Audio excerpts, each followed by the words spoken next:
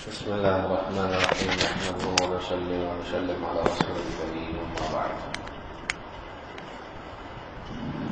نفل نمازوں میں بہت بڑی نماز صلاۃ التسبیح ہے.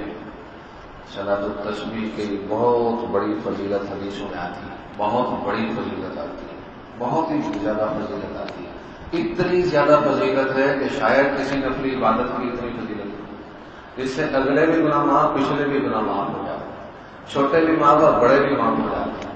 عام طور پر نفلی عبادات سے ہمیشہ چھوٹے گناہ معاف ہوتے ہیں. اللہ تعالیٰ جل شانہ نے اس صلاۃ التسبیح کی نماز کی برکات ایسی رکھی ہیں کہ اس سے انسان پاک صاف ہو جاتا ہے. اس کو اللہ کے نبی پسند فرماتے تھے روزانہ پڑھا جائے، نہ روزانہ ہو سکے تو ہفتے بعد پڑھا جائے، ہفتے بعد نہ ہو سکے تو مہینے بعد پڑھا جائے. پھر اپنے چچا کو نصیحت کی کہ کم از کم سال بعد یا کم از کم زندگی میں ایک بار ضرور پڑھ لیجیے. تو ہمیں بھی چاہیے کہ ماہ رمضان کے ان قیمتی اوقات میں صلاۃ التسبیح ضرور پڑھیں اور اپنے گناہوں کو معاف کرائیں، توبہ استغفار بھی کریں، ساتھ ساتھ صلاۃ التسبیح پڑھیں. صلاۃ التسبیح کی 4 رکعت نماز نفل ہوتی ہے. کسی بھی وقت مکروہ وقت نہ ہو، کسی بھی وقت پڑھ سکتے ہیں. بس فجر کے بعد نہیں پڑھ سکتے، عصر کے بعد نہیں پڑھ سکتے، اور دوپہر کو جو زوال کا وقت ہوتا ہے 15-20 منٹ وہ نہیں پڑھ سکتے. بس باقی جس وقت مرضی پڑھیں، عشاء کے وقت، چاش کے وقت، ظہر کے بعد، مغرب کے بعد، عشاء کے بعد جب مرضی پڑھ سکتے ہیں. 4 رکعت نماز ہوتی ہے ایک ہی سلام کے ساتھ. 4 صلاۃ التسبیح کی نیت سے پڑھی جاتی ہے، اور اس میں پہلی رکعت کے اندر سبحان اللہ الحمدللہ لا الہ الا اللہ اللہ اکبر 15 دفعہ پڑھا جاتا ہے. سورۃ فاتحہ کے بعد اور سورت کے بعد 15 دفعہ پڑھا جاتا ہے. پھر اس کے بعد رکوع میں سبحان ربی العظیم کے بعد یہی کلمات سبحان اللہ الحمدللہ لا الہ الا اللہ اللہ اکبر 10 بار پڑھا جاتا ہے. پھر کھڑے ہو کے ربنا لک الحمد کے بعد پھر 10 بار پڑھا جاتا ہے. پھر سجدے میں جا کے سبحان ربی الاعلیٰ کے بعد 10 بار پڑھا جاتا ہے تسبیحات کے بعد. پھر 2 سجدوں کے درمیان بیٹھ کے پھر 10 دفعہ پڑھا جاتا ہے. پھر دوسرے سجدے میں جا کے سبحان ربی الاعلیٰ کے بعد پھر 10 دفعہ پڑھا جاتا ہے. پھر دونوں سجدوں کے درمیان یعنی دونوں سجدوں کے بعد کھڑے ہونے سے پہلے اللہ اکبر کہہ کے بیٹھ جائیں، اور بیٹھ کے 10 بار یہ پڑھا جائے، اور پھر بغیر اللہ اکبر کہے کھڑے ہو جائیں. تو ایک رکعت میں 75 بار ہو جائے گا. 4 رکعتوں میں 300 بار ہو جائے گا. تو جو بندہ 300 بار نماز میں یہ کلمات پڑھتا ہے، یہ کلمات اللہ تعالیٰ کو بہت زیادہ پیارے ہیں، بہت زیادہ پیارے ہیں.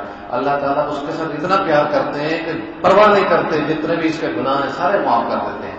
لیکن حقوق العباد نہیں ہوتے. حقوق العباد کسی کو مارا پیٹا ہے یا کسی کا مال چھینا ہے وہ معاف نہیں ہوتا، باقی چھوٹے بڑے سب گناہ معاف ہو جاتے ہیں. لیکن میں آج ایک بات بتلانا چاہتا ہوں جس کی وجہ سے میں نے یہ موضوع آج اختیار کیا. وہ یہ ہے کہ خواتین، بہت ساری خواتین صلاۃ التسبیح کی جماعت کرواتی ہیں. یہ بہت بڑی غلطی ہے، دوہری غلطی ہے. ایک غلطی یہ ہے کہ خواتین کا امامت کرانا ٹھیک نہیں. دوسری غلطی یہ ہے کہ یہ دن کے ٹائم جماعت کراتی ہیں. اور تیسری غلطی یہ ہے کہ نفلوں کے اندر جماعت کروا رہے ہیں. دیکھو دن کے وقت تو مرد حضرات بھی نفلوں کی جماعت نہیں کرا سکتے اور اونچی آواز سے نہیں پڑھ سکتے.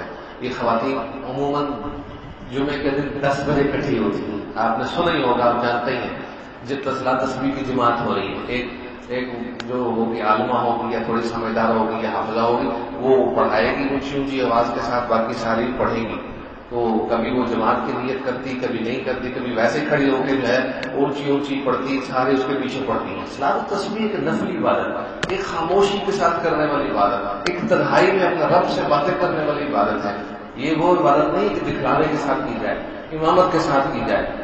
امامت کے ساتھ اس کو کرنے کی کوئی ضرورت نہیں ہے. اس کی ہمیں اصلاح کرنی چاہیے. اپنے اپنے گھروں میں اپنی خواتین کو یہ پیغام دینا چاہیے کہ صلاۃ تسبیح کی جماعت نہ کروائیں، نہ اس میں شرکت کے لیے جائیں، اور نہ اجتماعی طور پر جہاں صلاۃ تسبیح پڑھی جاتی ہے وہاں اپنی خواتین کو نہ بھیجیں. یہ گناہ کی بات ہے، نفل نہیں ہوتے، پھر اس طریقے سے ادا نہیں ہوتے، مسئلے مسائل کھڑے ہو جاتے ہیں. دکھاوے میں نفل کی کیا ضرورت ہے؟ اور یہ طریقہ شرعی نہیں ہے. ہاں ایک خاتون طریقہ جانتی ہے، وہ کھڑی ہو کے ایک دفعہ بیان کرتے، سمجھاتے کہ بھئی یہ طریقہ ہے، اس طریقے سے اپنی اپنی پڑھیں. تو وہ پھر اپنے اپنے کونے میں جا کے کسی جگہ بھی پڑھ لیں. ایک جگہ جمع ہو کے پڑھنا ایک علیحدہ خرافات میں سے ہے، ایک علیحدہ غلطی ہے. کسی نفل کام کے لیے ہم جمع نہیں ہو سکتے، کسی نفل کام کے لیے جا کے جمع ہو کر باقاعدہ اہتمام کے ساتھ نفل ادا کیے جائیں، یہ طریقہ قرآن حدیث میں ثابت نہیں ہے۔ ویسے اگر اپنے طریقے سے پڑھیں تو اس کی بہت بڑی فضیلت ہے۔ اللہ تعالیٰ جل شانہ شریعت کے مطابق سارے کام کرنے کی توفیق عطا فرمائے۔